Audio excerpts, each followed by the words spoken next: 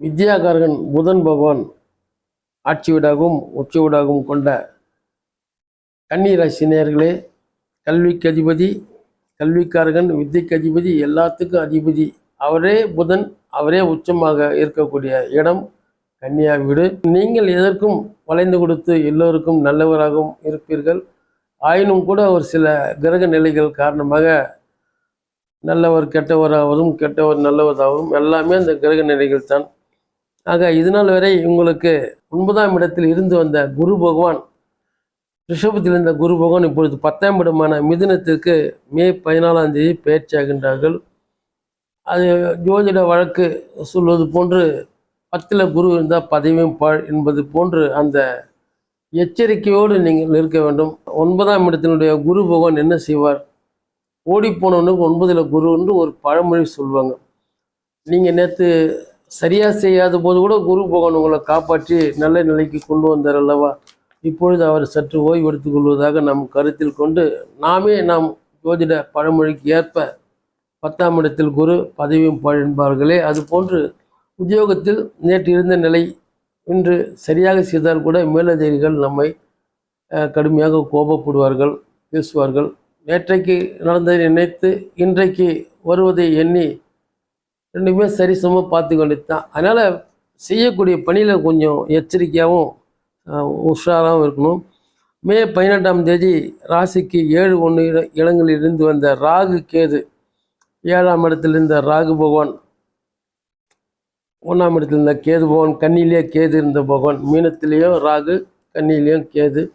ஆக அந்த இருந்த நிலை மாறி இப்போது ராகு கேது ஒன்று கும்பத்தில் ராகுவும் சிம்மத்தில் கேது பகவானும் இடம் சஞ்சாரம் செய்கிறார்கள். ஆண்டு முழுதும் சனீஸ்வர பகவான் 7ஆம் இடத்துல மீனத்திலே தான் சஞ்சாரம் செய்கிறார். இதனாலும் உத்தியோகத்தில் இருக்கிறவங்களுக்கு பதவி உயர்வுகள் கிடைக்கும். அதன் காரணமாக வேறு ஊருக்கெல்லாம் டிரான்ஸ்ஃபர் வரும்.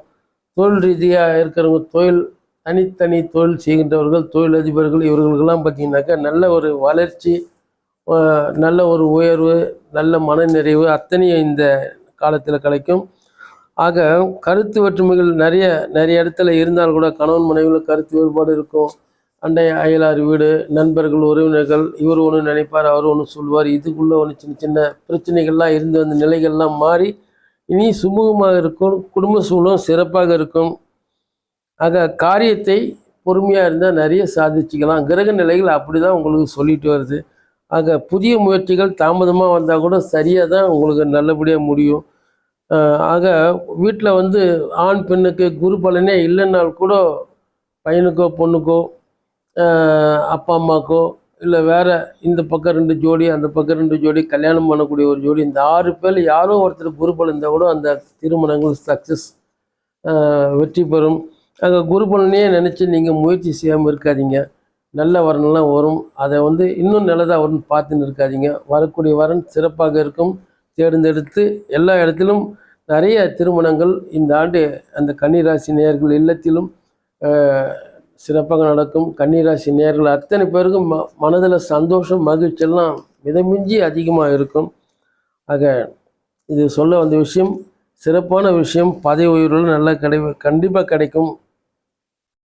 காரிய தடைகள் சில நேரத்தில் வந்தால் கூட 1க்கு 10ஆக பெருகி உங்களுக்கு வெற்றியை தரும்.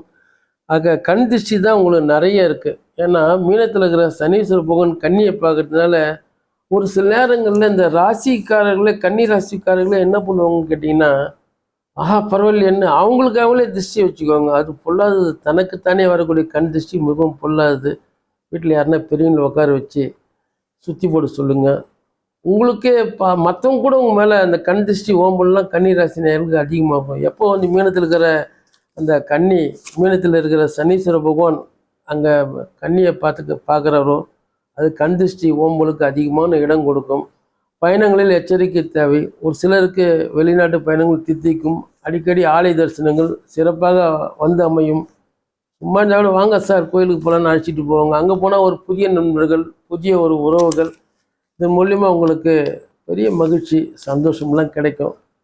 அதனால் உங்களுக்கு அந்த பரிகாரம் பார்த்தீங்கன்னாக்கா குரு பகவான் தான். குரு பகவானும் சனி பகவானும் பார்த்தீங்கன்னாக்கா அவங்களுக்கு தீபங்கள் ஏற்றணும், ஆலய தரிசனம், சாப விமோசனம், பிரகஸ்பதி தரிசனம் இன்னும் சிறப்பாக இருக்கும். ஆக அதெல்லாம் செய்து வந்தீங்கன்னா 10ல் குரு பகவான் பதிவையும் பாடுன்னு சொல்கிறாங்க. ஜோதிட வழக்கு அதுக்காக ஐயோ பதிவு போயிடுச்சுன்னு நினைக்காதீங்க. எல்லாம் அதாவது நேற்று நடந்த ஸ்பீடு இன்றைக்கி அந்த ஸ்பீடு இருக்காது, கொஞ்சம் குறைஞ்சிருக்கும். அது உங்களுக்கு சிறப்பான ஆண்டு. கிட்டத்தட்ட 70% வரைக்கும் இந்த ஆண்டு முழுக்க உங்களுக்கு சிறப்பாக இருக்கும் என்று இந்த கிரக பலன்கள் உங்களுக்கு தெரியப்படுத்துது.